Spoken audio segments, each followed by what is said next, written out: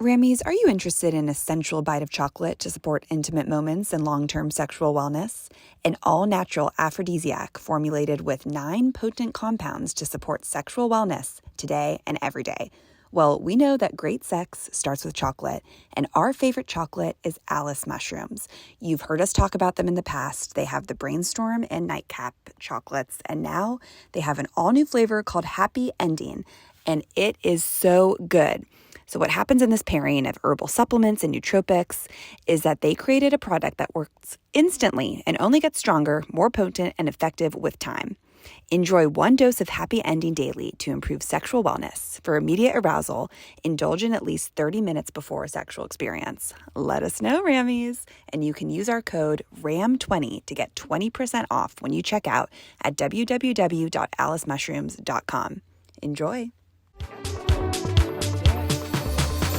Welcome back to Right Answers Mostly, a podcast on what you didn't learn in history class, but you really wanted to. My name's Claire Donald. My name is Tess Belomo. We are so happy to be back with you, Rammies, for another week. We always are. In our Spotify studios. It's like home. It is truly like home. If you're watching on Spotify, by the way, or YouTube, check us out. I am wearing our And There It Is crew necks. And the Andre, as an ode to Andre Leontelli. Check out our Andre Leontelli episode. Of course. And speaking of merch, we got a sale going on. You know that we like to have you kids be happy with us. Yeah, of course. And, we're bringing down that price a little bit. Shirts that are normally $45 with shipping are now $35 with no shipping. So $35 flat rate. Get them while they're hot. That's true. What a steal. And I don't know if we have any sales on our crew necks, but maybe we will. We can if you guys want. If you want, let us know. Send us photos in your merch. We love to see the Rammies in the wild. We do. So if you have merch, tag us at Right Answers Mostly on Instagram or TikTok and show them off. Please do. Tess, how are you? I'm good. Been inside since our last episode when we were both sick. Then I got extra sick after that episode. It was truly like my peak was your valley and then it reversed. Literally. So it's been a lot of inside time. It's been a lot of vintage Beverly Hills. Oh, gorgeous. Which is like, it is nice to do a rewatch from the beginning. It hits. It really does. And that is about it, Claire. Couldn't tell you anything else I've been doing. I know. Same with me. It's been pretty good. Not too much to report back. I feel like we're finally entering that zone where it's like January has felt like it was 8 months. It has been an 8-month month. But I'm finally like, okay, there's things to look forward to. Like there's trips that now we've started planning. I agree. Also, the good thing about February is that there are 2 new episodes of Patreon that are coming to you. So if you don't know Patreon, you can get bonus episodes, 2 bonus episodes a month. And we did our vlog from New York as a bonus in January. So check that out. We do celebrity gossip. Of course. We do personal gossip. And you can join. The link is in our show notes. It's worth it. It is worth it. And it supports the pod. And when you put on our close friends on Instagram. Yeah, all the perks. And it's it's join the inner circle, as we always say, because shit goes down there. Shit goes down. That is so true. Well, speaking of shit going down, shit's about to go down this episode. You guys have highly requested this episode. We actually recorded this episode. It was one of our first, and we never released it. Well, let's paint a little picture of that day. Oh, my God. It was at my old apartment during a heat wave. There was no AC. There was no AC, and... Is that the episode that you literally got naked afterwards and opened all the doors because you're like, I'm so hot? I was like, I don't care who sees me. Everything that my mother's ever told me of like, please change with the curtains closed. Yes. I was like... I just remember like halfway through the episode, I was like, this is so good. And like, I love this story, but we were drinking whiskey like on the rocks, to stay cool. But it looked like we had taken a shower and we both were just staring at each other, like trying to get through it. And then we got the episode back and the sound was so bad. So we had to redo this. And I'm actually glad that we didn't ever release it because I think now it's like time to share it with you guys. So I also was like, oh, this will be perfect. I want to pick a famous couple throughout history for Valentine's Day. So I'm prefacing it with that I thought that it was the week of Valentine's Day, but it's not. But then we realized that what would be released on Valentine's Day would be a kind of gruesome, graphic, depressing story. Yeah. So we're going to change around the schedule a little bit. Yeah, but whatever. You'll get this close to Valentine's Day. February is the month of love. It's true. It's the month of love. The month of love. That's really all that we can say. So we are giving you one of the most notorious love stories of all time. We're talking Bonnie and Clyde. Tess, what do you know about Bonnie and Clyde? To be honest, I don't remember much because we recorded that almost 2 years ago. Yeah, it was 2 years ago. Yeah. I'm glad that you don't remember. And I remember going in completely, I didn't know anything when we first talked about it. And now I have like vague memories of a fever dream almost of like more of their backstory, but I Yeah. don't remember like the climax of the story or anything. So I know that it's a lot of celebrity couples have dressed Of up as them. course. We have Kourtney Kardashian and you I never have. Yoons. Oh, Yoons. I thought you were saying you. I thought you were going, and you. You're like, why are you doing that? Oh, God. I was like, is she trying to think of who I dressed up with? Or No, her like hot Yeah, French boyfriend, yes, Eunice or something. Yeah, the tall young one. Yeah. And I know that it's like a sexy kind of story of crime and passion That's right. and thrill of the chase, you could say. That's exactly right, Tess. I feel like A getaway car by Taylor Swift, if you will. it is definitely yes, exactly. But they like Getaway car. They're like breaking up, right? Oh, are they? I don't know. I left you at the motel Motel. bar. Hey, this isn't Took like the money a in the bag. dissecting Taylor lyrics, although No. we could. And we have on Patreon. Yeah, exactly. That's for Patreon. But that's really about it. I think that's all you really need to know. Starting out, I mean, I Gorgeous. loved the '60s movie that came, Bonnie and Clyde with Warren Beatty and Faye Dunaway. I've never seen it. I actually recommend it. It Yeah. was like revolutionary for the time because it was so gruesome, and now you look back on it and you're like, You're like, we have watched too many Martin Scorsese films. exactly, Quentin Tarantino. exactly. But the real Bonnie and Clyde. So I got obviously my sources: the PBS American Experience documentary Bonnie and Clyde, and our stepfather Wikipedia. That's it. Oh, I love when it's clean. Me I love when it's too. crisp. And PBS, like, childhood in a nutshell. PBS knows. I definitely trust PBS. What would PBS be to like us? PBS like our grandma, or like our PBS is our nana. Yeah, I could say for a second. I'm like, What is older- PBS to you? PBS to me is almost older sibling, but no, it's more like maternal, and it's from a different generation. So let's say grandma. Okay, grandma. It's our nana. Nana. Yeah. Nana Land. Nana Land. If you guys aren't watching Nana Land on TikTok, what is you doing? Who's that wonderful girl? Tess and I relate too much. Nana to Land is Nana us. Land. I love. So those two, and actually, I did read a Playboy article that we'll get to later. It all goes back to Ram. It all goes back to Ram. But I've loved my research on this. Trigger warning, it's Bonnie and Clyde. It's crime. There are like some gruesome moments in it. And we will talk about sexual assaults at one point. So we understand if this episode's not for you, and we will catch you next week. Always. But let's get into it. So Tess, at this time, everybody was talking about the criminals, the bad guys. But Clyde and Bonnie, ew, why did they say Clyde and Bonnie? It's always Bonnie and Clyde. Oh, that is shocking. Shocking. But Clyde and Bonnie had the one thing that the others didn't: the whole true romance and the sexy scandal. Sexy. Valentine's Day. Of course, is what we're here for.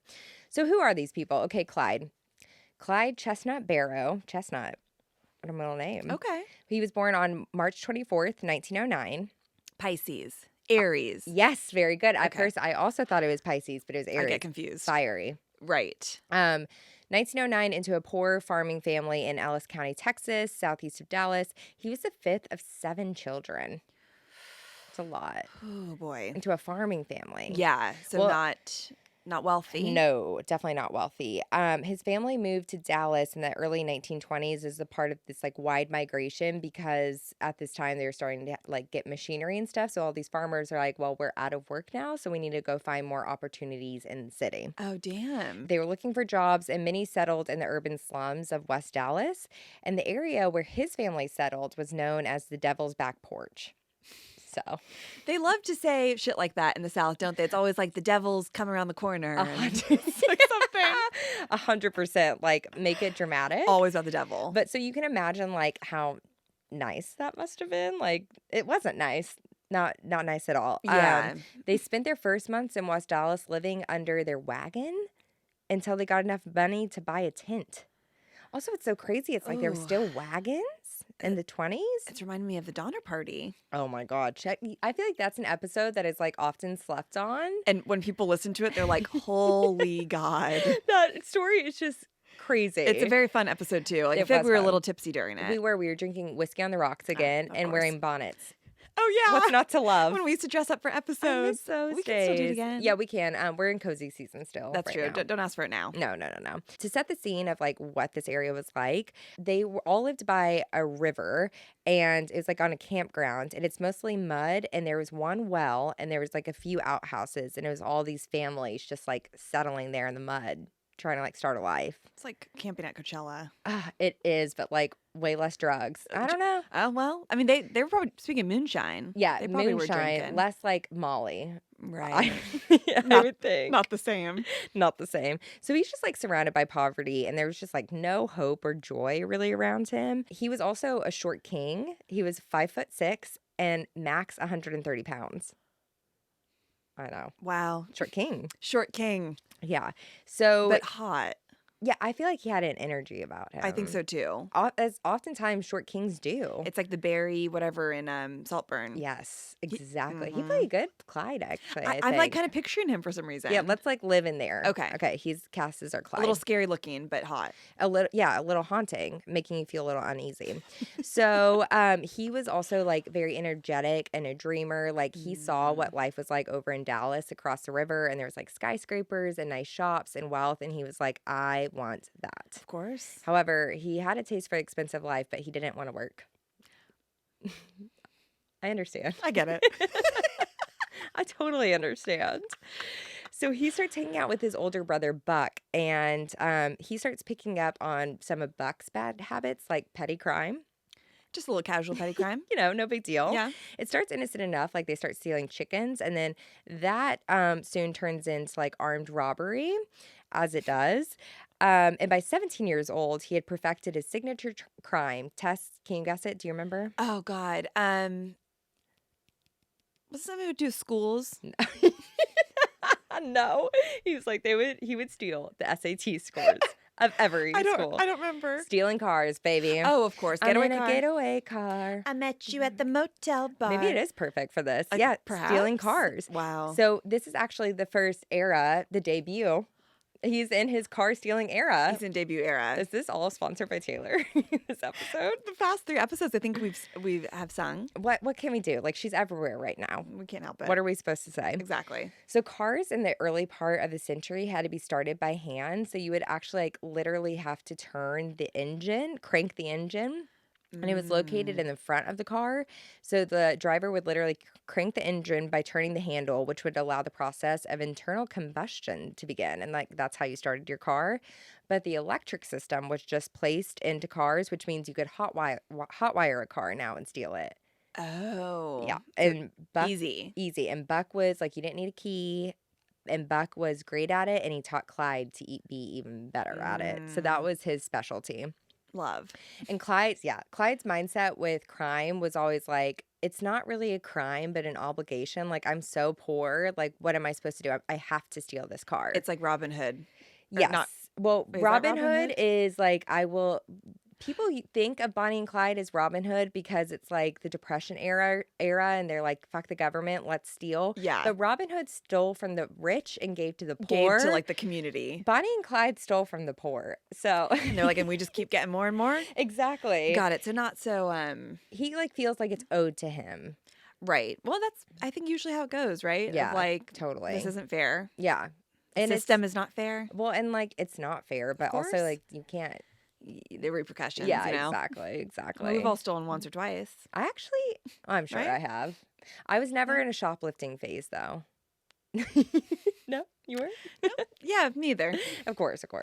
So he, at 17, he was arrested for the first time in 1926 because he broke into an auto shop and they caught him. And then his second arrest was with his brother soon after for possession of stolen turkeys. Okay. So these men love to steal poultry. Would they eat it? I don't know. I'm like, steal them for what? Like it just feels like just for the rush of it, I feel. and also like chickens kind of seem like a dime a dozen. No? Yeah, it's not like this grand. Yeah. But maybe that's low stakes. And they're bored, probably. Right. So, okay, let's talk about Bonnie. Mm.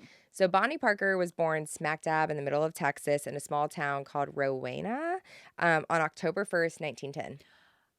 Libra. a Libra. Oh, yeah. That's my boyfriend. Wait, October 1st? October 1st. Oh, yeah. That's Kanal's birthday. Oh my gosh, wow. I know. Him and Bonnie Parker share a Wow. birthday. Compatible. Yes, yes. Yeah, I'm curious. Like Libras usually like avoid conflict so much. She just went like straight into it. Interesting. Straight into the fire of the Aries. Hey, we love that. And we do.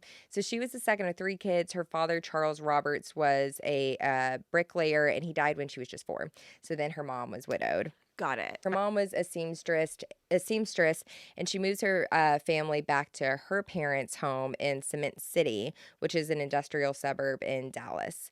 Bonnie was also quite small. She was not quite 5 feet tall. Oh, that's right. Okay, I remember they're like a short little feisty They're couple. so little. So little. She had blue eyes and strawberry blonde hair. She excelled at school. She was a very good singer and dancer, and she really enjoyed writing poetry. And like Clyde, Bonnie grew up very poor. She dreamt of getting out of that life. She like went to the movies all the time to like escape there. She wanted to like be an actress. She did. Like Yeah. we've seen this story before. Of course. In her second year of high school, she meets this guy, Roy Thornton, and he's a bad boy. Like he's stealing things, and his mom, or her mom, of course, did not like him. So of course, Bonnie was like, Let me have him. I love him. Of course, the thrill of the chase. Of course. So Bonnie was a bit of a wild child. She gets his name tattooed on her thigh, which like a woman in the 20s. On the thigh is a very sexual place to do it too. Isn't it? It's like naughty. It is naughty. Yeah, especially then because they're like wearing like really long skirts and stuff. I kind of like a thigh too. tattoo, like a very small, delicate one. Yeah, I think that's hot too. It just depends on the person, the place, and the thing, the noun of it all. It does. Yeah. So her mom hates him. And then against her wishes, Bonnie drops out of high school and marries Roy on September 25th, 1926, 6 days before her 16th birthday. Such a crazy, like, different time. I feel like people always did this shit. And you didn't have to get your parents' permission at that point? Well, it's in Texas, so I feel like You probably the still age of consent. Like, I know. I'm like, what's consenting Texas I don't now? want to know. I don't want to wanna know either. Luckily, he was like more of her age. Like I think they went to high school together. Oh, okay. Bonnie thinks she's going to have this like fairy tale romance, but pretty quickly she realizes that it's not exactly what she thinks it's going to be because Roy would just like disappear all the time. Hey, every romance at 16 isn't really What you think it's going Yeah. to be. And then when Bonnie would be like, "Where are you going?" Roy would like get physical with her. So he's just like a piece of shit. And then Oh. one day he leaves and just never comes back, which is crazy. And she's like, let's get a divorce. They never get a divorce. That's crazy. Isn't that crazy? Like, till the day she dies, she's technically married to this Roy guy. Did they not want to like deal with paperwork or like They do you have to probably pay? were Do you have to like, pay to eh. get a divorce? Great question. Like Do you without a have to lawyer, pay? do you have to like pay the state? And like, how do you do it? Like, can you? That's a great question. History of divorce. Do you have to pay to get married? Do you have to pay? Never thought about that. I never have either. It was like $250. I don't know. Great Let us question. know. Let us know. Are you married or divorced And people? divorce and or. So they don't get a divorce. Bonnie moves back with her mother and she starts working as a waitress in Dallas. And she's just feeling super angsty. She's like, I'm tired of being poor. It's really boring and I've got to get out of here. Sure. In an entry from her journal, she said, "Blue as usual, not a darn thing to do. Why doesn't something happen?" Oh, sorry. I corrected her grammar. She actually said, "Why don't something happen?" Wow. Why don't something happen? Why don't something happen? Careful what you wish for. Actually, this was great for her. So on January 5th, 1930, Bonnie meets Clyde. And they met through some mutual friends, Oh, as one does. we love that. Yep, their friends Clarence Clay. Clyde was 20 and Bonnie was 19. And he stopped by his friend's house and Bonnie was in the kitchen making hot chocolate. And Clyde was like, Did he say it? hot chocolate. No, he did not say, Okay. that's the girl I'm going to marry. Because they actually I was never got bracing married. myself. Oh, okay, right. He was like, I just want to Just want to fuck you. just want to fuck you. Honestly. Sorry to be so vulgar. I saw it coming out of your mouth, and then you were like, maybe I shouldn't. That was so funny, Tess. Yeah, I mean, I think that was apparently, I think it was Bonnie's brother was like, the minute they saw each other, it was like sparks flew. And also, he had like a new car that he stole. So she was just like, She's like hot. this is hot Hey. as she's making her hot chocolate. I love it. Yeah. So they start dating, but that's kind of short lived because Dallas police showed up at Bonnie's house for a warrant for Clyde's arrest or with a warrant. So that's like definitely a mood killer when you first start dating someone. But probably like turned her on a little bit. She's like, I've never wanted you more. This month has been like horny women. Oh, it is. You know, it's a horny women month. Betty, Monica, and Bonnie. Literally. Wow. I like that. I like that too. I never thought that those all would be in the same category, but that's Ram for That's you. Ram. We always find a way. We do. He gets arrested for auto theft and he gets sent to prison in April of 1930 at the age of 21, but he's like, I'm not staying in here. Oh. So Bonnie goes to visit the prison and he slips her a note detailing his escape plan. He's like, you're going to come in with a dress on and you're going to hide a gun underneath your dress and you're going to sneak it to me. And then I'm going to get out of here. And he signed it, you are the sweetest baby in the world to me. Oh, that's sweet.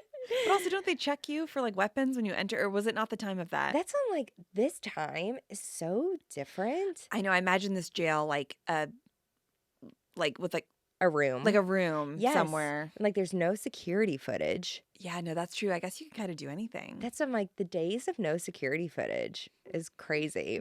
Yeah, just like what we could have done. What we could have done for better or for worse. So at this point, Bonnie is like, okay, I have a choice to make. I've never broke the law before. So I can break the law for my man or I can keep living my boring life in Dallas. And we know Bonnie by now. Of course. So it works. He escapes. And he also takes 2 other inmates with him, and they fled to Waco. However, their freedom was short-lived, and they were arrested just 7 days later. Always tough.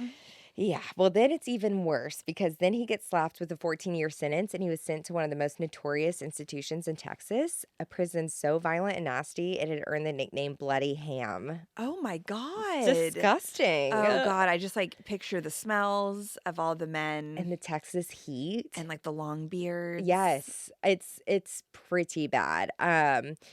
So he goes off to that prison. Bonnie returns to her mom in West Dallas. And Bloody Ham, you're right. Like, it has the terrible work conditions.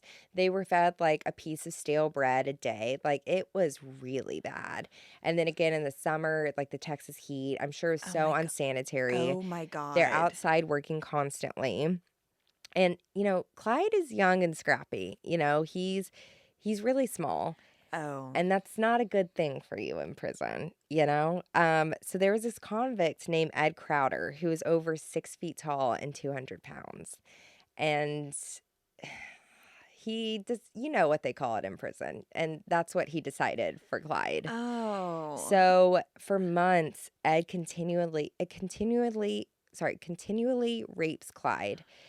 So Clyde's just in hell at this point. I mean, my God. he's 5'6". This guy is 6 foot something and 200 pounds. That is so terrifying. Terrifying. And like no one's gonna do anything about that because they're like, they're like, you're all criminals. Exactly. So you deserve it. And like it can just rot. Yeah. So Clyde on October 29th, 1931 is like, okay, it's enough. On that date, October 29th. He's like, I have decided I will wake up this day. Taylor Armstrong, enough. So he sneaks a piece of galvanized pipe into the building, which I'm also like, I don't know how he did that, but it doesn't seem like these prisons have like very good security in the first place. Yeah. He sneaks the pipe into the building, and then Clyde goes back to the open toilets by himself because he knows that wherever he goes by himself, that this Ed guy is going to follow him. So as he goes back there, sorry, it's not funny. Just no, I know. Giggles. It's like that you can't help yourself. It's true. And as soon as Ed catches up to him, Clyde wheels around and he just like rips the top of his head open with a galvanized pipe, and he just like goes to town. Wait, what is a galvanized pipe? I looked it up today too. Yeah. It's like I was like, wait, the metal pipes. Oh, okay, that makes sense. I guess galvanized is the metal part of it. Got it. So he kills him. He murders him. I mean, he deserved it. I mean, he really did. Like, there's gonna be fucking consequence. Yeah, no kidding. And it's also just like I feel like you have to be so careful with that because if that would have gone wrong. Well, I'm surprised. Yeah. Well, like if you're the smaller person in that, like the weaker, like he could have grabbed it from Clyde and killed him. No kidding. Yeah. So he got lucky. He must have had that adrenaline. Yes. When you are like ready to go, ready to kill, ready to murder, kill. And he was. So he kills Ed, but there's an inmate who's in prison for life anyways, because remember, Clyde's only there for 14 years, but if you kill someone, obviously you're going to have to stay longer.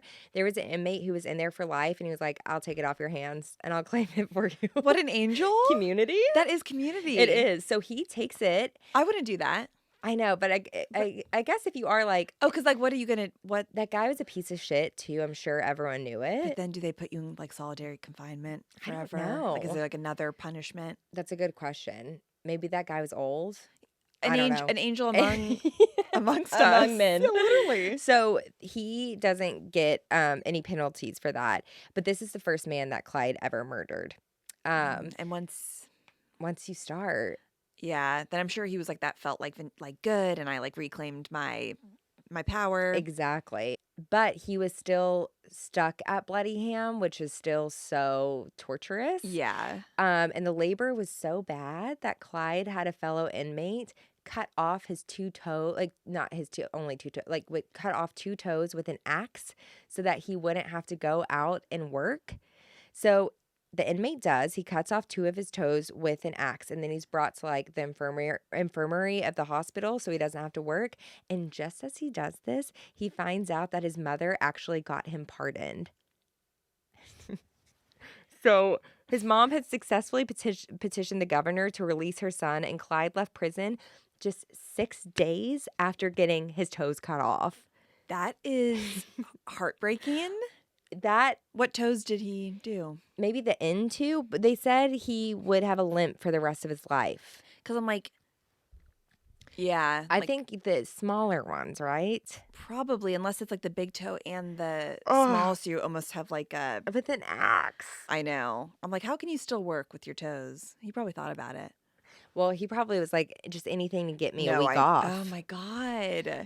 So to be like, oh, you're actually good. Just like, damn it. If you would have waited. Just holding his toes in his hand. Would have waited just like a few more days. Oh, sweetheart. That is life, isn't it? That is life. So clearly Clyde went through some trauma in that prison, and he just came out a different person. A fellow convict, Ralph Foltz, said, I saw Clyde Barrow change from a schoolboy to a rattlesnake right in front of my eyes. I mean, if you are continuously getting assaulted, oh my God, like you come out, like I'm sure, I mean, that's just the cycle of like how these things happen. Because then he's like, I don't care anymore. People are evil. I'm going to hurt, you know? Yeah, it's like we're going to talk about morals now. Exactly. Like all bets are off at that point. Exactly. So when he does come out of prison in 1932, it was the beginning of the true crime era in America. So the Depression is in full swing, which we talked about. I think that the Great Depression has to be yours at some point. I'm like, I never would have thought this would be my life. Me either, but hey, life is just handed to you sometimes. That's true. So people are poor all over the country. People are suffering, and so many Americans like hate the government at this point. Like the police, the banks, they all think of them as the villains because they've done that to them. Right. I truly still don't really understand how like that happened. I keep also wanting to watch the movie The Big Short to talk about like the 2008 recession. I watched it recently, like 6 months ago. It overwhelms me. I was like, oh, I don't want to watch this like so many movies. Yeah, and then I'm like, that was an amazing movie, and it's done in a very quick and like it. Do you feel like you understand now? I did after I watched it. Now I couldn't tell you a single goddamn thing, but I remember feeling really smart. Yeah, I think it was something of people not doing their jobs responsibly. Yes, and like when everything goes up, it must go down. Goes down. Exactly. And that's all I can say. And that's all you need to know about the Great Depression and the recession. There we go. You heard it here. You're welcome. So like naturally, the people who are losing all of their money are like, the government sucks, but the people who break the laws are heroes. Right. Everyone had to stick it to the maniosis test. Of course, and we saw that today. We do. So Bonnie and Clyde, like we said at the beginning, at one time people were like, hell yeah, Bonnie and Clyde, but they weren't Robin Hoods, okay? They weren't stealing from banks. They were stealing from mom and pop shops that were like struggling. No, yeah, it's not good. No, it's not good. So he gets out of prison and he reunites with Bonnie, and Bonnie's like, I'm with you, babe. Let's do this shit. Wow. Let's do the crime. And after a botched robbery in Kaufman, Texas, Clyde gets away, but Bonnie actually gets captured. Oh. They were trying to steal firearms at a hardware store. Yeah, no kidding. Bonnie was 21, and so she's sent to jail, and she's awaiting a decision by a grand jury, and she fills her time by writing poetry. So, I mean, not a bad way to spend your time, and at least it's in healthy. prison. Yeah. The grand jury actually sets her free because they were unwilling to believe that any woman would choose to accompany criminals on her own. Did she say like? I didn't do it. I'm sure she was like, yeah, I would never choose to do that. And they were like, of course. Yeah, they're like, a woman would never be rowdy. And then, of course, she goes straight back to her man. It's like the one time when it works to be, Yeah. Yeah, it does. Yeah. So she meets back up with Clyde. They get a few ex-cons together that would make up the Barrow Gang. And they go out on the road and they're robbing gas stations and grocery stores, often scoring just enough money to make it across the county line. Wow. Are they killing people? Not yet. But Clyde was like... He's like, I'm getting there. Yeah, he was like, if someone's going to stand in my way, then I'm going to have to kill you. Like, you can cooperate with me, but if you don't, then I'm just going to have to kill you. Right. That was his thoughts on it, and we'll get to that later. So they would go all over this, like, the Midwest kind of in the South. They moved from Dallas, and they go to Oklahoma and Missouri, and then they would go as far up to Indiana, in one case all the way up to Ohio, because they also knew, like, the state line thing. Like, if you did a crime in Texas, you couldn't be charged for it in, like, Oklahoma or something. Oh, yeah. I still don't understand how that makes sense. I know, because it's like... Because it's like you did it. Yeah, exactly. So he knew that, so he was like trying to go all over fast. And fortunately for him, he could, because Ford had just introduced the V8 engine, which created the most powerful car in mass production. So he would steal those cars, and the like small town cops would have their old cars, and the V8s could go like 70 to 80 miles per hour, and the cop cars would only be able to go to like 35 miles per hour. Damn. Isn't that crazy to think about cars only being able to go that slow? I know. Do you think one day people are going to be like, I can't believe how much car goes up to like 120 at most or something? That's what I usually do on the chin. Oh, we've all been there. Got like road trips to San Francisco. You're just like, no one is around, and wow. And just go. Yeah. Truly. Responsibly. Yeah, of course. Sometimes it's more dangerous to go slow. It is. You have to be confident. You have to go with traffic. Quick. Mm-hmm. Of course, Clyde wanted to steal only the best cars. And there were days where Clyde would steal 4 cars at a time. I know, he's talented.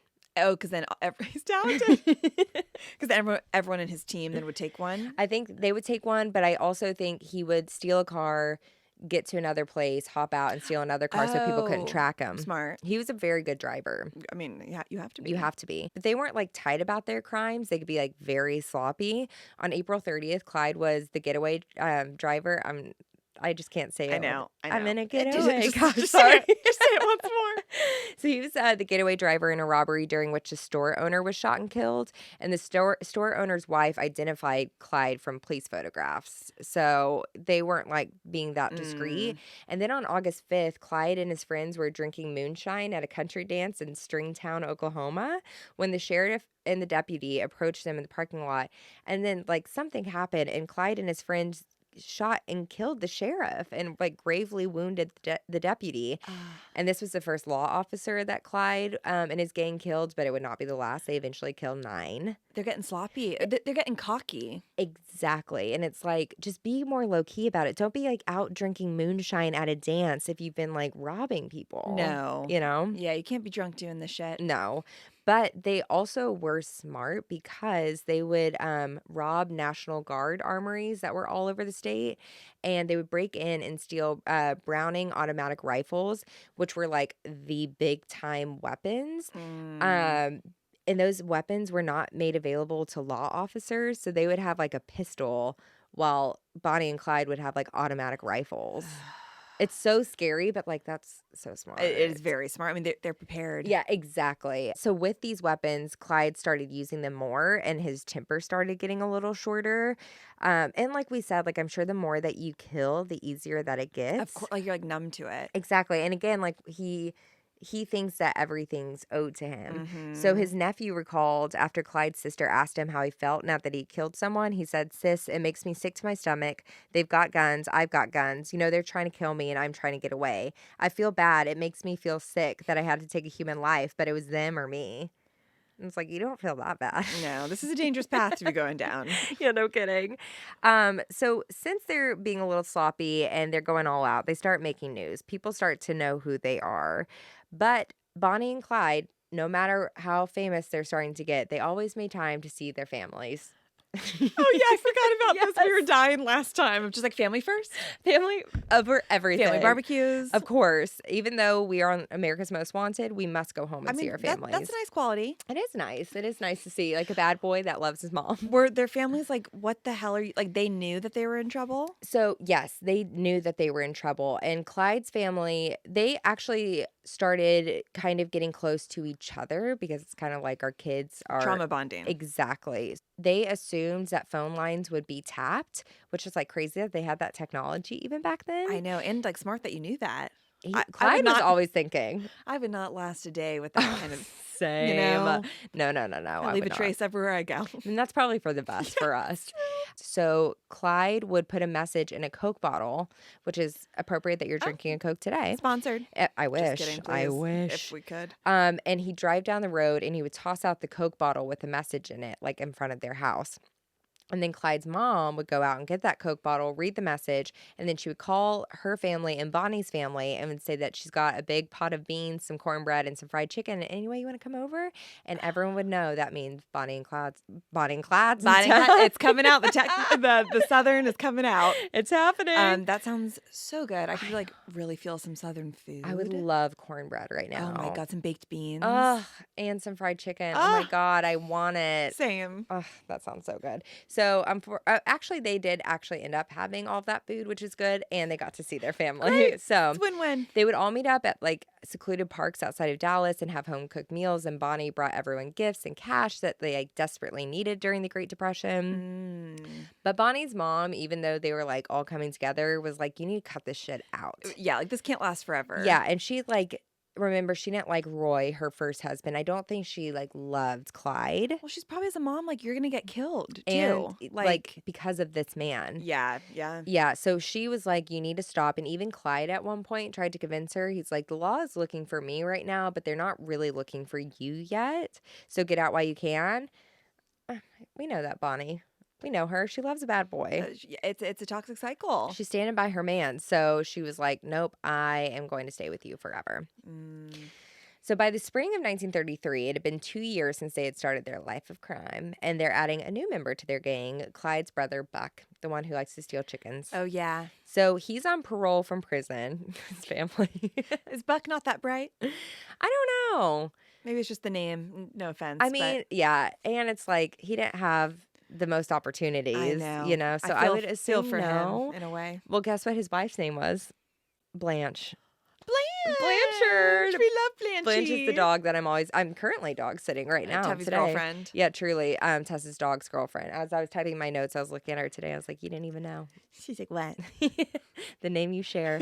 So Buck is on parole from prison. He brings his wife Blanche, and the gang also adds Clyde's childhood friend W.D. Jones, who's only 16 years old. And according to family sources, Buck and Blanche were there to visit, and they attempted to persuade Clyde to like stop doing crime because I think Buck was like, "I'm on parole, man. Like, I'm a changed man. Yeah, like you got this." Yeah, and somehow Clyde convinced them to join the gang. Actually, I mean, the man must have had some charisma. He must, the razzle dazzle, of course. He must have. So they joined the gang. And the crew goes to Joplin, Missouri, and they're staying at this abandoned apartment, taking a break from the road. They would play card games. They would get really rowdy late into the night. And they were staying in a quiet neighborhood, though. So people are like, something's going on. And Blanche recalled that they bought a case of beer a day, which I was like, how much is a case of beer? I think it said it was 24 beers. And I was like, is that much for 5 people? I guess it is. It's like 4 beers. 4 beers essentially. Each. The beer's like water. But they were also all like 5 foot. Oh, yeah. No, that's true. I mean, if I had 4 beers, I would be... beer, like 4 beers is too much beer for me. I don't remember the last time I had 4 beers. Me either. I don't think I want to. It's too much. 3 is like a limit. Yeah. Now martinis, that's a different story. Could keep going and going. For better or for and worse. And that you do feel. Yeah. That you feel immediately. Truly, the first sip. Exactly. So the men would come and go at noisy hours all throughout the night. And then Clyde accidentally fired one of the automatic rifles in the apartment while cleaning it. So it's like, guys, pull your shit together.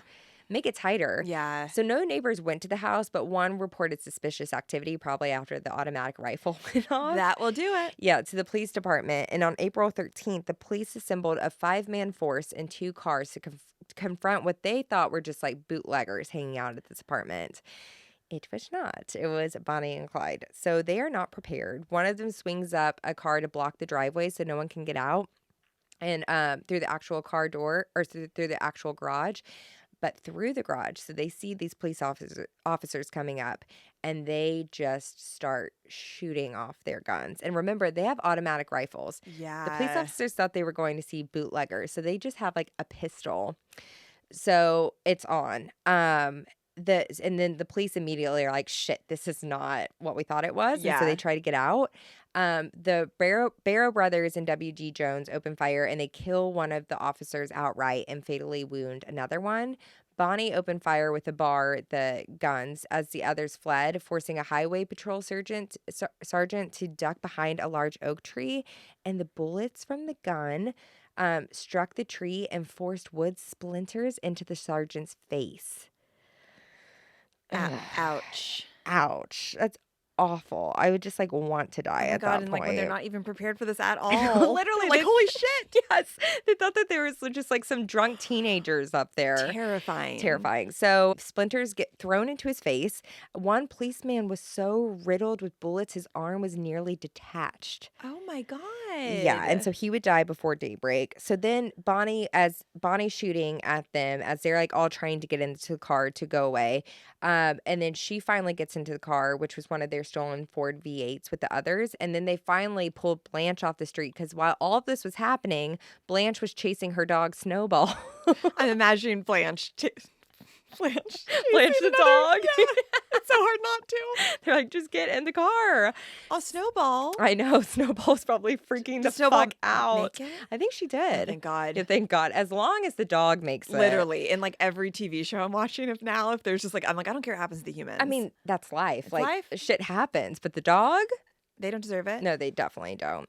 So the surviving officers later testified that they had fired only 14 rounds in the conflict. One hit W.D. Jones on the side, one struck Clyde but was deflected by his suit coat button, which, like, God, that's lucky.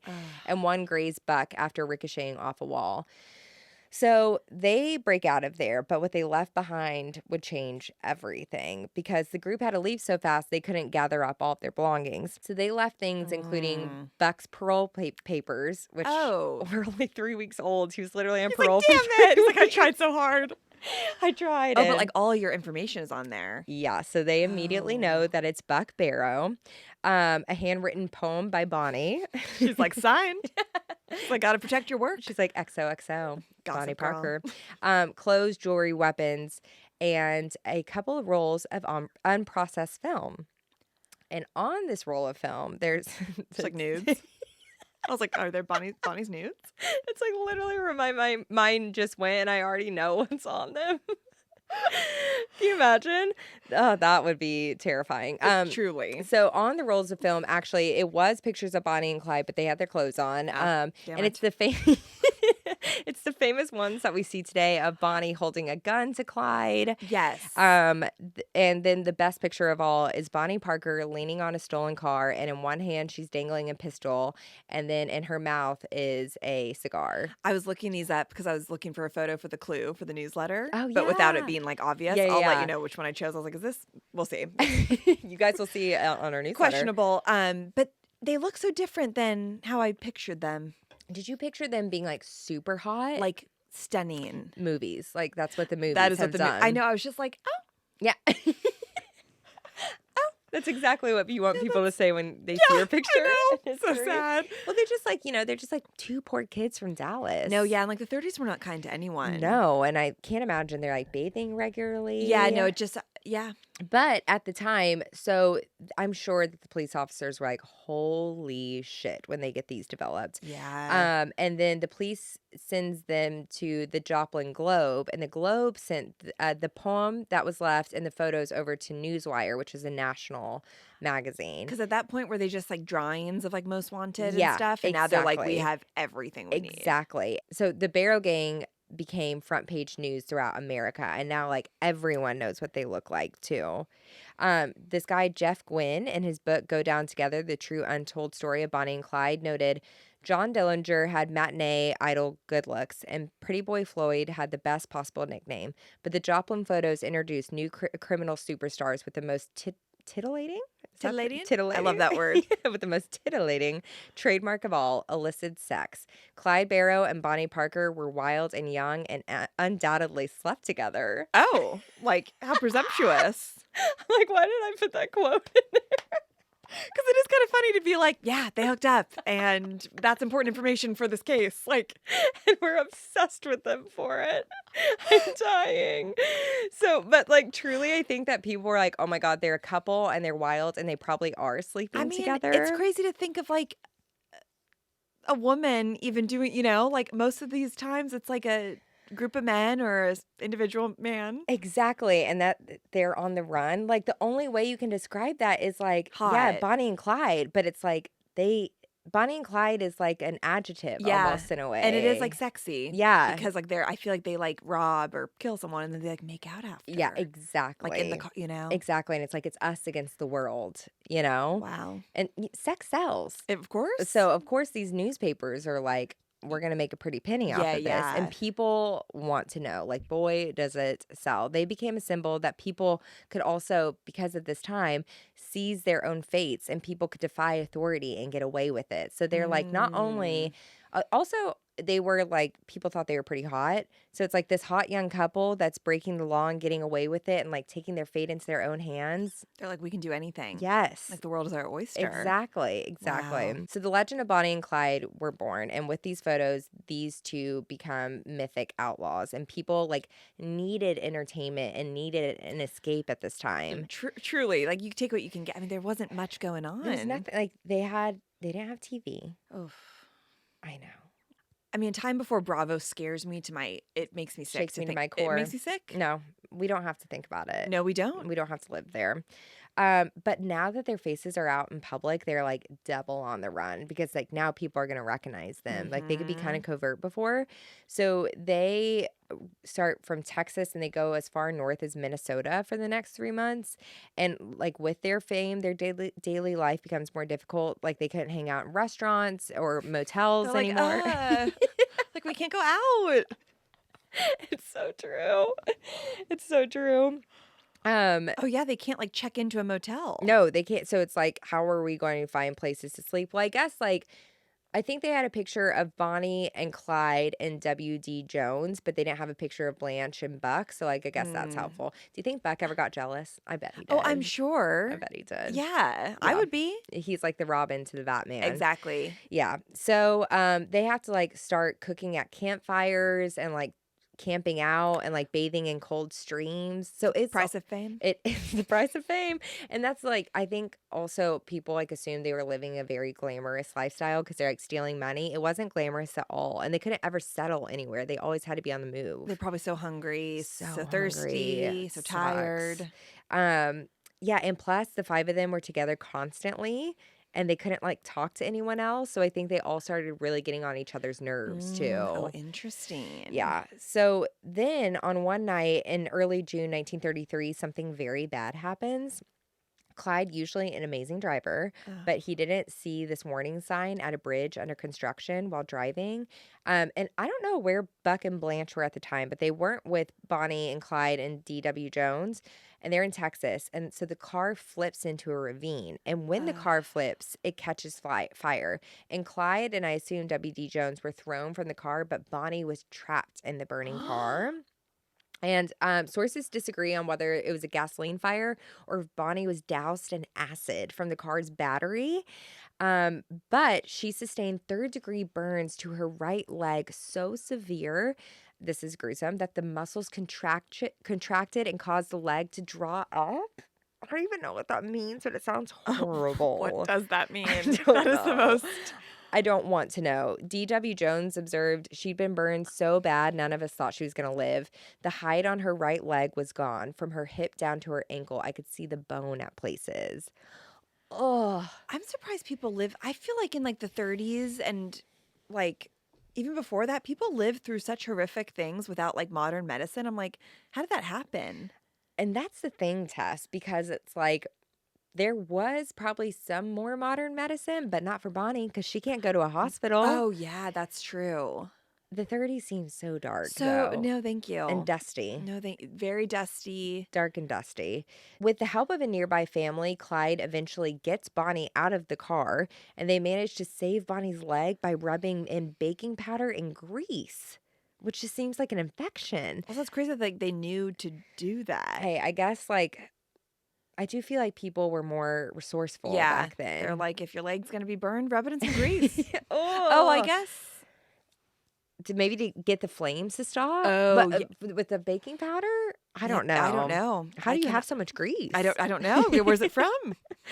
Well, thank God that they did have it. But after this, obviously her leg is like permanently wounded. And then police arrive to investigate all of this happening. And Clyde takes control of their car and kidnaps the two police officers.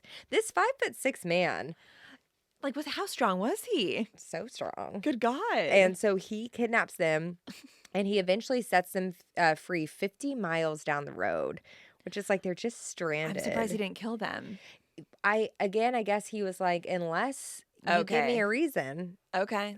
then I won't kill you.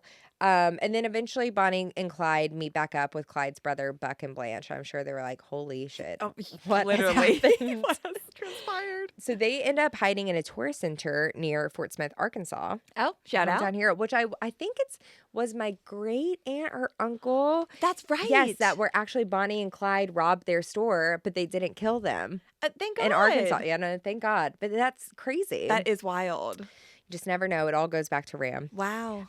So they were nursing Bonnie's burns there, which she just must have been miserable. I can't imagine. No pain medication. And then Buck and D.W. Jones end up messing up a robbery and murdered the town marshal in Alma, Arkansas. So they had to flee again, even though Bonnie is in like such bad She's shape. like, can we cool it for a I second? would literally be like, you fucking? Like, truly. I would be pissed. Let me rest. Let her rest. So at this time, J. Edgar Hoover is getting the FBI organized for the first time, which we need to cover at some point. yes, well, we kind of will cover it in a subject that's coming up. We will. A little clue for you guys. Mm-hmm. So he's getting the FBI organized for the first time, which again is so crazy that it's happened so recently. I know. And Bonnie and Clyde found themselves on his list of people that they were going after, but they were nowhere near the top of his list. It was actually John Dillinger, who I guess was a bank robber. He was like a big outlaw. He was like who Hoover was really interested in. Yeah, so even though they weren't high on the FBI's list, they were very high for all local law enforcement agencies because they were making them look like idiots also. So in July 1933, the Barrow Gang checked into the Red Crown Tourist Center in Missouri, and it consisted of these like two brick cabins that were joined together by a garage, and they rented both the brick cabins. And not far from this was a cafe, which was really popular amongst police officers, which is like, again, guys, Like, look at a map. yeah, just like do your research. do better. So the gang it's like they started to go out of their way to draw attention. For example, Blanche registered the party as 3 guests, but the owner could see 5 people going in and out like constantly. He's like, guys, I can see you. Also, just stay inside. Like, Yes. you know? Yeah. So he also noted that the driver backed into the garage gangster style. It's just like, He's like, I don't like it. yeah. So it's like easy for a getaway, always backing up into the garage instead of going forward into the garage. So he's like, something's not right here. Okay. And then Blanche paid for their cabins with coins rather than bills. And she did the same thing later with buying dinners and beers. And the next day, the guy noticed that the guests had taped newspapers over the windows. Okay. It's like literally just screaming to be noticed. Like, you guys, stop. They really do want attention, I feel. I know. Like, they are theater kids. They're doing their best. They are theater kids. Yeah. I can totally see it. It's a lot. One day, Clyde and W.D. Jones go into town and they buy bandages, crackers, cheese, and atropine sulfate to treat Bonnie's leg. Oh my God. Yeah. Just dousing her in like chemicals, I feel. I can't even imagine what it must have looked like and smelled like. Imagine getting like a Sorry, take it sunburn there. when you're like, there's no worse feeling. Imagine getting a 3rd-degree burn. Oh, it's awful. I mean, I think it must be one of the I had a forehead burn from That is true. from a curling iron on my forehead not that long ago. Claire has suffered. I have suffered. She has suffered more than you know. And it hurts. Oh my God. So I can't imagine. Take it back to me. So the guy at the counter was like, something ain't right here. And he contacts the sheriff who put the cabins under surveillance. And the sheriff had been alerted by Oklahoma, Texas, and Arkansas law enforcement to watch out for strangers seeking such supplies. I guess they knew about her leg. So they're like, anyone getting this kind of stuff, you need to be on the lookout for. So he calls, so they call in the sheriff, and the sheriff calls in backup from Kansas City, including an armored car. So they're like, we're ready this time. We know what we're dealing with. Him. And the sheriff led a group of officers towards the cabin at 11 p.m., armed with Thompson submachine guns, whatever that means. So they're in it. They mean business. But it's just a bloody shootout, and they managed to escape again. So Clyde's brother Buck he actually got wounded by a bullet that blasted a large hole in the bone of his forehead and exposed his injured brain. Wouldn't you die? You would think. I think it's a Why slow are these people death. like completely, what's it called? They're invincible. Escaping death. I know, it's crazy. So he has that, and then Blanche was blinded by glass from a shattering windshield. They escaped because even with all of the police officers' fancy weapons couldn't handle like the National Guard's fancy weapons. And one of the bullets had short-circuited the horn of the armored car, and the police officers mistook that for a ceasefire signal. And so they didn't pursue them retreating. They're like, damn it. Like, we gotta step up our game. The whole time the police officers really literally are just like, they're literally like the stereotypical like cartoon, like they're like, oh, they went that way, and they're like looking the other way. With like birds flying above their head. That's exactly how it was. I feel sad for them. I know. So they go to Dexter, Iowa, where they camp out at an abandoned amusement park. And then Buck was just like semi-conscious, and but he talked still and ate somehow. But his massive head wound and loss of blood were so severe that Clyde and W.D. Jones dug a grave for him. And then residents started noticing bloody bandages, which I don't know like how or where or when they saw that. Maybe as they were like driving, they just threw it out the window. Yeah. And so they were like, this must be the Barrow Gang. I think everyone was just like, it must be Bonnie and Clyde Everyone wanted now. like their 15 minutes of fame too. Exactly. Everyone wanted to be the ones to find them. The thrill. So they call the authorities, and the local police officers and approximately 100 spectators surrounded the group. So all these people come to this abandoned amusement park, and then they just, again, start shooting after them. So Bonnie, Clyde, and W.D. Jones escape on foot. And Clyde's like, everybody run towards the brush by the side of the river. Bonnie, of course, has a burnt leg. How can she run? She can't. So she has to be carried by Clyde, who's 5'6", like He probably weighs less than she does. it's not easy. But then also Buck, like halfway through the river, Clyde looks back and realizes his brother's like brain is exposed. So he's not doing well. And he's like, I have to leave my brother. Yeah. So he's carrying Bonnie. He has to leave Buck. Buck was shot in the back. And his wife captured, and the officers captured Blanche.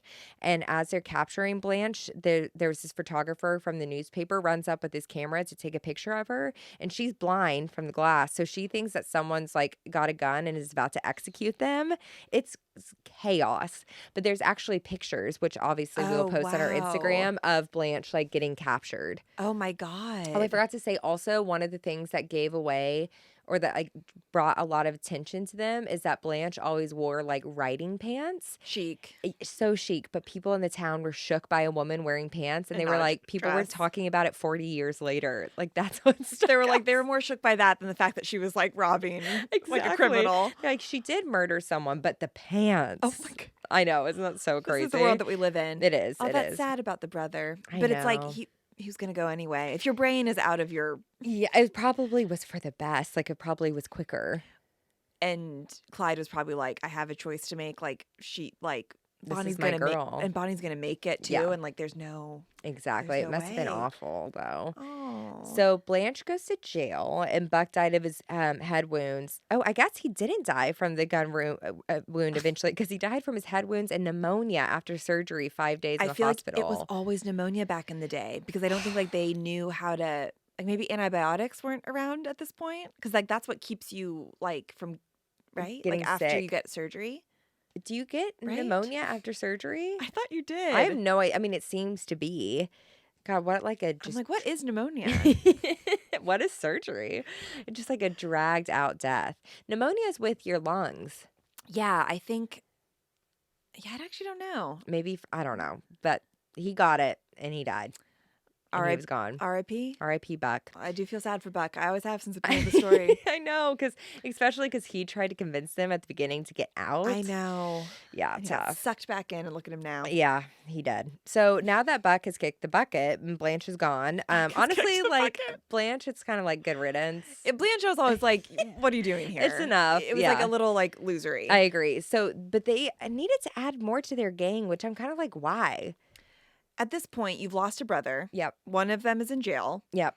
Bonnie is barely hanging on. Yeah, it's like, do you need to add? Maybe that is why though that they need more people to like. It's like that couple that like always has to have friends around. They can like never be alone. Wow. You know? I don't know if that was the case, but That is how it feels. it is how it feels. Well, I wonder how the relationship was at this point too. So Like romantically. W.D. Jones, why I said a Playboy article, he ends up writing a Playboy article in 1968 about his experience with Bonnie and Clyde, which like, what an article to get. Playboy had all the good articles. I get it for the articles. We read it for the articles. And he was like, they really loved each other. I mean, I think at that point you really have to. I know. Seriously. Like the trauma bonding at its finest. Truly. But like what without the guns and the chase, like what do you guys have in common? And that's a great question, Tess. That's a great question. But they didn't have to worry about that. So by early September, they risked a run to Dallas to see their family for the first time in 4 months. And W.D. Jones at this point leaves them to go to Houston, where his mother had moved. He ends up getting arrested there, and he never returned back to them. But he does end up writing that Playboy article later. Thank you for your service. Thank you for your service. Thank you for your journalism.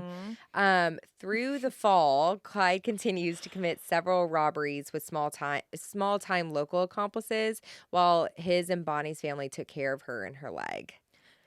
I'd rather be home at least in a bed. I you know. So now in January of 1934, Bonnie and Clyde took part. So she gets better. And then Clyde's like, I fucking had it with everyone. They killed my brother. I'm going Time for all in. revenge. Yes. So he took part in an early morning raid of East Ham Prison, which is Bloody Ham. So he goes back. Oh, he goes back to And he breaks out 5 inmates. Yep. Clyde's like, there's nothing I do better than revenge. But so, wow. which makes them look so bad. That Yeah. 5 prisoners, and also one of the prisoners ends up shooting and killing one of the guards. Yikes. So it might have felt good in the moment. Well, yeah, some things do, and then we have to think about consequence. And then the Texas, especially like Texas officers, they were pissed. They were pissed. So it is on now. So this pulls in the full power of the Texas and federal government on the manhunt for Bonnie and Clyde. They're like, you guys have done enough. It is time. It is time. So they call in the Texas Rangers for this case. Oh, shit. Which I'm like, what are the Texas Rangers? And I always hear about it. I'm like, ooh, spooky. Same. And I'm like, but what do they do? It literally sends a chin down my spine. It sends a chill down my spine. Same, but like, are they just like But what are they? little boys with big badges? With big toys. I think it's like the bad of the everything. bad of the police officers. Oh, like they don't like have like a moral compass. I think so. Like most. Yeah, like, yeah, no kidding. But just in Texas, like just with an Right. accent. So they call former captain of the Texas Rangers, Frank Hamer, who he'd retired, but they're like, can you help us out one more time? It's Bonnie and Clyde. And he's like, I'm in. I gotcha. Damn. So he comes out of retirement for this, and he's like this big, burly, takes no bullshit Texas man. Like, he was scary. He was officially credited with 53 kills and suffered 17 wounds. So he'd seen some shit. God, I do love when they come out of retirement, though. It's like the John Bonet detective when he's like, I'm here, like, I haven't worked for 20 years, but I'm back. But I'm back. Like, I'm passionate. They know. It makes for a good story, It does. too. They asked a few other Texas Ranger captains, but the other ones said no because they didn't feel comfortable shooting a woman because they were like, Bonnie and Clyde are not being brought in to be arrested now. If you see them, you kill them. And the rest of the Texas Rangers were like, I can't do that. And Frank Hamer was like, no problem. He's like, I hate women. So I'm good. I feel like without knowing anything else about him, I feel like we can assume. Probably. Yeah. So he was down for that. So he was ready to go. And as this is happening, Bonnie and Clyde are becoming more notorious. People are exaggerating their stories still. They do end up killing 2 more motorcycle officers in Texas. And the farmer who lived down the road claims that he heard Bonnie shooting one of the officers on the ground and saying, "Look, Clyde, watch his head bounce." However, we learn later that this was a little bit of propaganda because Henry, they had this guy with them, Henry Methvin. He was one of the ones who escaped from East Ham. And the Texas Ranger got lucky when his family was like, if you let our son off for free, not guilty, we will turn Bonnie and Clyde in for you. So when they shot the 2 police officers that the farmer said he heard Bonnie saying that, it was actually that prisoner and Clyde. But we were like, we can't let it get out to the public that it was him because we're going to pardon him. So we need to make Bonnie look worse than she actually is. I see. Yeah. So the end is near, isn't it? The end is near. Yeah, that's when it all really. Yeah. So at this time, Clyde had 16 warrants out for his arrest against him for multiple counts of robbery, auto theft, escape, assault, and murder in 4 states. So on May 6th, Bonnie and Clyde held a little secret rendezvous with their family again. And then Henry Methvin went to visit his family in Louisiana. And this is when they start like plotting, his family and him.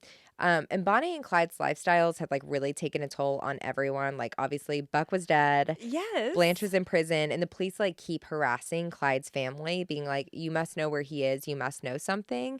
And Clyde's parents even told him that they said, we haven't bought a headstone for Buck yet because we know you're going to die soon too, and we can bury you with him. We don't have much money, and that way we can just use one of the headstones for both of you. What a dark thing to say. Be giving your family more money. Like, I don't put them through all of know. this and then they still like can't even afford your headstone. On the documentary, it was like Bonnie's nephew or something was like, I feel so bad for my grandma because she just like was constantly worried, and every time the phone rang, she thought it was something terrible. Like you care this much about your family, you're putting them through like emotional torture. Yeah. So Clyde asked them when he died to have something inscribed on the tombstone. He wanted gone but not forgotten. Classic. And I mean, he got his wish, really. Well, during the visit, Bonnie presented her mother with a poem which she had been working on called The End of the Line. Over the course of 16 stanzas, it tells the story of the couple's life on the run. And in the end, it says, someday they'll go down together, they'll bury them side by side. To a few, it will be grief, to the law, a relief, but it's death for Bonnie and Clyde. I mean, stunning. She is talented. She is talented. I know. It's so good. Wow. So also horrible to get from your daughter. I know, just like Merry Christmas. Here, yes, take this. Here you go. So again, the other families plotting in Louisiana. And so then Frank, the Texas Ranger, assembled a posse that included a deputy sheriff of Dallas County and other officers from Texas and Louisiana. Bonnie and Clyde were like, we're going to be hanging out with our families, and then we'll come meet up with you and your family in Louisiana. So all these officers go to Louisiana, and they hide in the brush along Highway 154, which is the only road Clyde could take to get to his house. So if you're on the bluff, you can see almost a half mile down the road to see who's coming. But if you're in a car coming that way, you can't see what's ahead of you at all. So they wait the whole day and then nothing. And then at approximately 9:15 a.m. on May 23rd, it's 1934 too, the posse was still concealed in the bushes and they were about to give up. They're like, it's been 24 hours, more than 24 hours, nothing's happening. But they start to hear a vehicle approaching at high speed. And then they tell, to make sure that Bonnie and Clyde didn't speed right by them, They have Henry's father, the inmate's father, Ivy, pretend his truck had broken down on the side of the road so that Clyde would see him and then hopefully like slow down his car and be like, is everything okay? Smart. And that's exactly what happens. Clyde takes the bait and he slows down to see if he needs help. And then the police officers just start firing off. Clyde immediately gets hit in the head and dies instantly. There was reports of hearing Bonnie screaming, and Clyde's foot slips off the clutch and goes like on the gas. Or no, it slips off the clutch, so the car goes idling off into the ditch. So the police officers think that they're trying to escape because the car's like kind of moving. So then they like really go all in. They unleash an incredible amount of bullets that basically shredded the car and Bonnie and Clyde in it. The shootout lasted only seconds, but in the end, the car was riddled with more than 150 bullets. The official report by the coroner listed 17 entrance wounds on Clyde's body and 26 on Bonnie's, including several headshots to each. The undertaker had difficulty embalming the bodies because of all the bullet holes. Like they just went, I mean, yeah. It's all that pent up of like they've killed their own. Exactly. Yeah. So then they start sorting through Bonnie and Clyde's possessions. Bonnie's makeup case was in the back. W.D. Jones had always got to bring a powder wherever you go. W.D. Jones said that Bonnie always did her hair and makeup, like always had it done. Of course. I can just like hear the rattle of the makeup bag. I can too. Universal. I wonder what timeless. was in there. Me too. I bet red lipstick. Yep. Powder. Mascara. Yeah. Yeah. That's all you need, really. really. Though. So her makeup bag, several suitcases, road maps, true crime magazines, so they're keeping up with their work. That's so funny. I know. And then tons of like stolen weapons too. Oh my God. So word starts to spread pretty fast that like they got Bonnie and Clyde and killed them.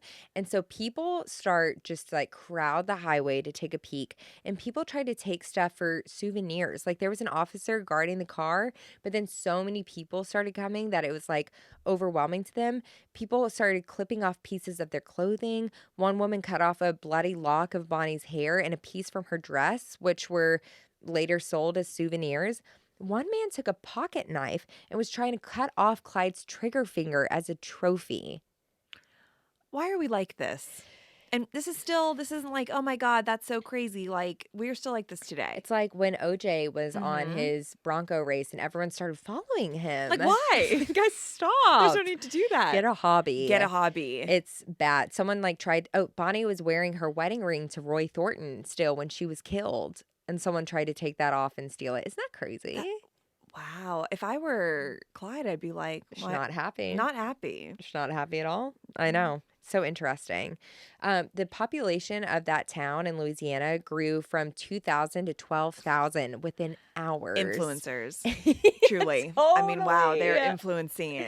That is so true. Powerful. I know. People were just like dying to see the dead Bonnie and Clyde. And later that evening, Bonnie and Clyde's parents retrieved the bodies, having learned of their deaths when reporters called for comment.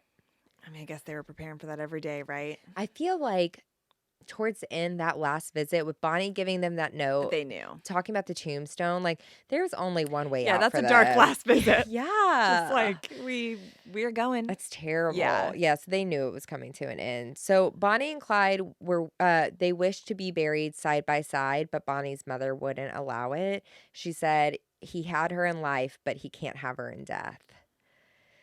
I'd probably feel the same way. I know. I'd be like, you took my girl. You took my baby. You took my baby. Which, like, it's kind of sad, though, because, like... That's what they wanted. That's what they wanted. No, I know, but I don't blame her mom at all. I know. I would be very protective. I would, too. So her mother wanted to grant her Bonnie's final wish to be brought home, but there was so many mobs surrounding Bonnie's house that it made it impossible that they couldn't, like, bring the body back home ever.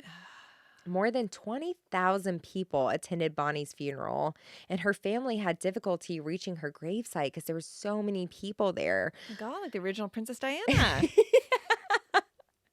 Exactly, in a different world. In a different way. Yeah, but that's sad for her family. And it's just... Because it's like a public, like... Well, Yeah. people are bored again, and it's like to try to just catch a glimpse of something, you know? And it's know. not like they had TV or social media where you could see their face all the time. Oh my God, it's so true. So it was just like a whole other level. It's so savage. Like they said that Mhm. people came in from like trains to see the crime scene. It's crazy. But And- again, people are so bored. I know. So Bonnie Parker's services were held on May 26, 1934.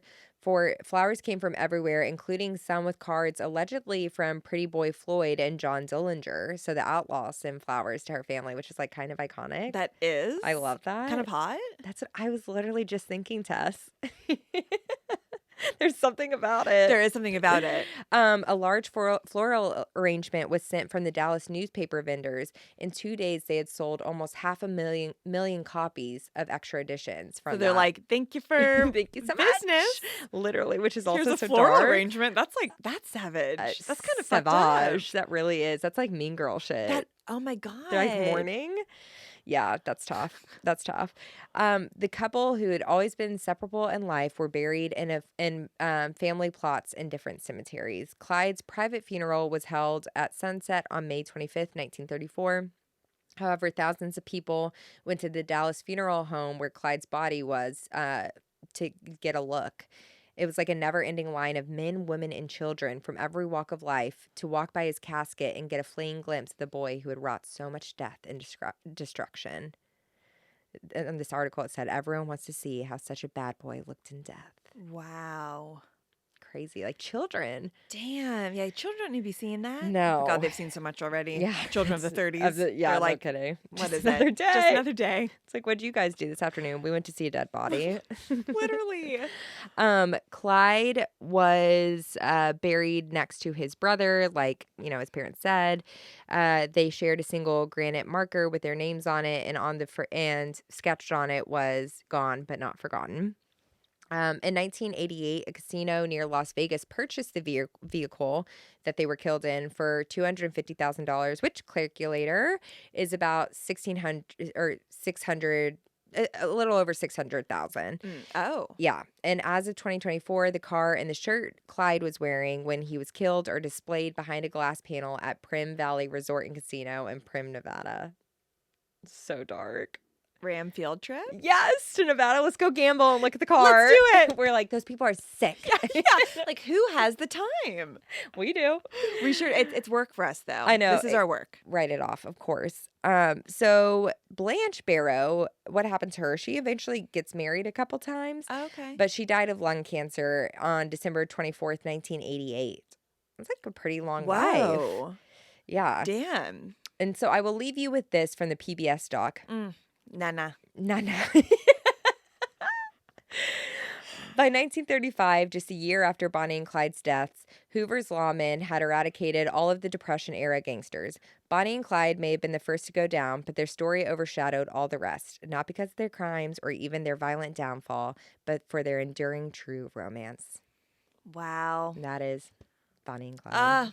Well done, Claire. Just like clapping. Happy Valentine's Day. Happy Valentine's Day, everyone. If you don't go down in death, you don't really love the person. Exactly. And That's you the take that moral. away from anything that we've ever told you. If you've learned anything at this podcast. I mean, it's just such an iconic story. It's like is. one that everyone should know. Like Yeah. I had forgotten so much of that stuff. So it was just it's a fun wild ride, even though it's fucked up. It is fucked up. It's also just like crazy, like the true crime era. I know. And it's crazy that they survived for so long and that they were able to get away with it for years and years is like beyond. I could never. It's impressive. It's also just like it's impressive. It's also just like such a different time. Like there was no security cameras. There weren't like actual cameras everywhere that you weren't seeing people's faces as much. I know. There were like no real repercussions for your actions, which like makes the time so romantic Yes. and No dramatic. caller ID or anything like that. God, but caller ID. I know. Wow. Well It's done, Claire. So crazy to think there was just a time where someone called you and you had no idea who was on the other line. What did you dial again if you Star 69 was to make it a private call. And then I think it was star 67 to right? get it back. I think so. I mean, you should know. I Prank queen. I know. I've forgotten my ways. Yeah. I'm getting old. Getting rusty. It's true, but not for long. Well, I hope you guys kind of enjoyed that. That was so fun. It was what it was, and We loved it. Thank We loved you. it. It was Thank great, you. Claire.